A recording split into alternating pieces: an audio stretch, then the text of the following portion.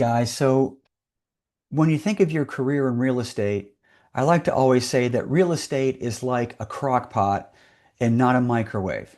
And what I mean by that is, of course, you put a piece of beef into a crock pot in the morning, and it's not until hours and hours later that it's been simmering on low, and you got potatoes and carrots and onions and broth and all that good stuff, and it's just melding in there, right? Getting all happy. And but you can't eat it right away. You've got to let it percolate. You've got to let it stew. And it's not until 6, sometimes 8 hours later that it's edible. Versus you need a quick, snack. You pop a Hot Pocket into the microwave and zap it for 45 seconds, and before you know it, you have your snack. And so I know all of you know what I mean. And so I also always encourage people to think of their real estate business in increments of 1 year. What you try today needs time to percolate. It needs time to be in that crock pot and simmer and to gain traction.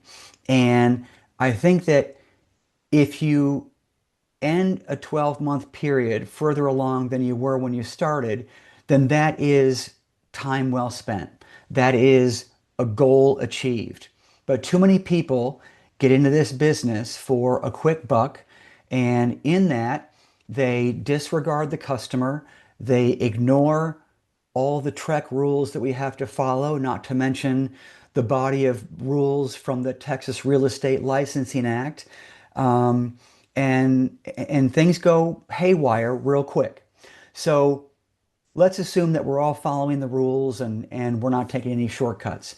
My point today is that your business is very much like a crock pot and not a microwave. It takes time to gain traction, to gain business, and just to simply find your way and find your footing in this business. And so, in this time of year where we're focusing on the following year and thinking about goals and accomplishments, if you feel discouraged, don't.